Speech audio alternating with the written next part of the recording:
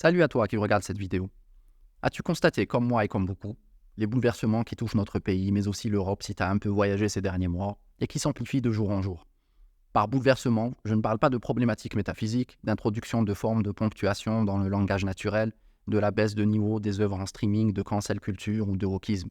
Enfin, tu m'as compris, je parle de choses simples qui nous touchent dans notre quotidien, dans notre confort, dans notre bien-être physique. Comme lorsque tu te lèves le matin pour aller à ton travail et que ton bus ou ton métro arrive en retard et bondé de surcroît.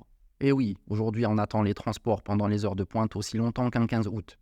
Ou quand tu arrives à ton bureau et que tu constates que la photocopieuse ne fonctionne toujours pas, que cette satanée machine à café ultra connectée avec écran tactile ne te délivre ce que tu as choisi qu'une fois sur deux, et que les sanitaires et les locaux sont de plus en plus crasseux, et que tes journées de travail démarrent de plus en plus avec des réunions interminables. Tu as l'impression que tes collègues essaient plus de défendre leur poste pour conforter leur position dans l'organisation que de résoudre concrètement les problèmes de l'entreprise. Et je les comprends. Après la prod, la compta et la R&D financée par tes impôts, c'est au tour du management d'aller s'installer dans un coin exotique. Et pour cela, il n'y a qu'un seul poste d'expat. Dans cet environnement, tu as du mal à trouver un sens à ton travail. Tu en as tant bavé pour finalement en arriver là. Bac plus 2, Bac plus 3, souvent Bac plus 5, et même pour certains un billet hors de prix que les banques sont ravies de te financer. Endetté jusqu'au cou, alors que les traces d'acné sont encore visibles sur ton visage. Bienvenue dans l'âge adulte. Ouf, arrive la pause déjeuner pour te délivrer de ce calvaire. Mais ce n'est que pour mieux te rappeler, quand viendra le moment de payer l'addition au restaurant, que ton pouvoir d'achat s'érode de jour en jour. On ne parle même pas de ce que te coûte ton panier de courses. Du coup, tu décides de te rabattre sur un club sandwich moins cher. Décision que tu regretteras par la suite. Mais ça, on y reviendra. Retour au boulot, une nouvelle réunion t'attend. Celle-là avec un consultant d'un grand cabinet de conseil, Ovni Economicus, qui n'a pas grand-chose à perdre, mais beaucoup d'heures à surfacturer. Il est chargé de t'aider à optimiser les coûts de l'entreprise, au programme, délocalisation du centre R&D et du management et intégration d'outils IA censés augmenter la productivité. Mais tu n'es pas dupe. Et tu sais pertinemment où tout cela va déboucher. Réduction d'effectifs et licenciement, car la demande, elle, n'augmentera pas. Du coup, tu réfléchis à ton devenir au sein de la boîte. Tu te sens vraiment préoccupé et tu penses à ton crédit immobilier, à ton leasing auto, voiture que tu ne pourras d'ailleurs bientôt plus utiliser en ville. Tu penses aussi à ta retraite. En fait, cela fait un moment que tu y penses. Ne croyons pas vraiment à la pérennité du système de retraite par répartition qu'on te propose, et afin d'assurer ton avenir, tu as décidé d'investir une partie de ton épargne dans des placements à haut rendement et dans des cryptoactifs, suivant les conseils judicieux d'influenceurs opportunistes et de pseudo-experts dans le domaine. Aujourd'hui, en rentrant chez toi du travail dans des conditions pires que celles du matin, tu consultes tes comptes et apprends avec stupeur que ton portefeuille a perdu les 2 tiers de sa valeur. Dépité et afin de boucler cette fin de mois difficile, tu te résous malgré toi à revendre en ligne le cadeau que ta chère grand-mère t'a offert pour Noël. En arrivant chez toi, tu te sens pas très bien. Au maux de ventre s'ajoutent des nausées et plus tard une diarrhée et un peu de fièvre. Tu soupçonnes une intoxication alimentaire, ne sachant pas trop si le coupable est le club sandwich ou les huîtres que tu as consommées récemment durant un repas de famille. Tu galères à prendre rendez-vous chez le médecin. Et tu découvres de surcroît que les cotisations pour ta mutuelle santé ont augmenté, tout comme pour ton assurance auto et ton assurance habitation. Bref, pour résumer, tu réalises que depuis quelques années, ton niveau de vie ne cesse de se dégrader. Malgré un poste intéressant et correctement rémunéré, tes augmentations de salaire peinent à compenser une inflation galopante. Tu constates un délabrement des services publics, mobilité dégradée, système de santé exsangue, baisse du niveau d'instruction. Les stagiaires et les alternants que tu encadres sortant des écoles d'ingénieurs et de commerce sont de moins en moins bons et te font plus perdre du temps qu'en gagner.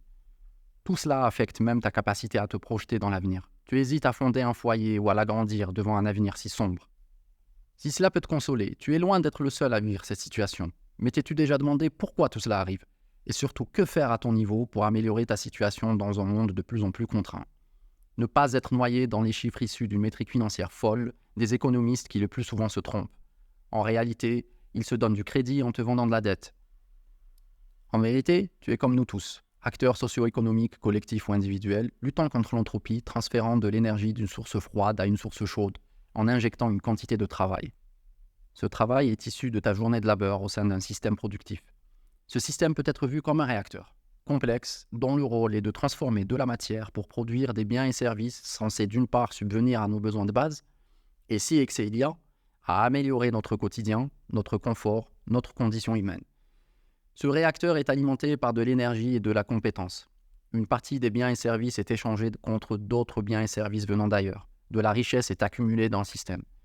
Comme tout réacteur, ce système est caractérisé par un rendement, une efficacité, une efficience. Il se trouve que le rendement du système France et Europe ne cesse de décroître depuis un bon moment. Notre manque de productivité et de création de richesse est compensé par une dette folle. On s'éloigne de l'énergie et d'une compétence technique et scientifique de haut niveau. La France n'est donc plus rentable, pour utiliser un des mots préférés de la métrique financière, c'est-à-dire qu'elle n'arrive plus à produire assez de richesse pour maintenir un niveau de service public de qualité. Santé, sécurité, moralité d'État, éducation, etc. C'est la fin de l'État-providence, la fin de l'abondance. Le gâteau ne cesse de rétrécir, mon ami, et trouver de nouvelles façons de le découper ne le fera pas grossir. Sur cette chaîne, nous voulons étudier les causes de cela plus en détail.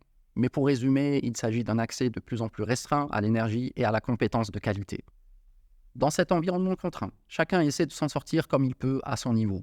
Que ce soit l'immigré, légal ou non, qui essaie de trouver du travail ou qui demande asile, l'influenceur qui essaie de refourguer ses produits et ses formations en ligne, le chef d'entreprise qui optimise sa fiscalité et délocalise son outil de production, ou le politique qui tente par tous les moyens de rester au pouvoir.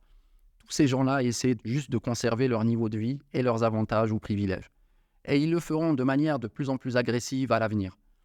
Ne les jugeons pas et restons amoraux, car c'est l'accès à la calorie qui souvent détermine notre moralité. Dans cette chaîne, nous aspirons à te donner des clés de compréhension afin que tu appréhendes au mieux les causes de tous ces bouleversements qui affectent ta vie au quotidien, pour que tu puisses faire des choix éclairés qui te permettront d'évoluer de manière optimale dans cette jungle qui petit à petit envahit notre monde tel qu'on l'a connu jusqu'à présent. Ce qu'on aimerait, c'est que tu sois proactif plutôt que réactif, en choisissant tes contraintes en amont. Comme a dit Nietzsche, la liberté, c'est savoir danser avec ses chaînes. Si tu veux faire partie du Kairos Club, like et partage un max la vidéo et n'hésite surtout pas à nous faire part de tes expériences en commentaire, cela nous intéresse énormément. À très bientôt l'ami.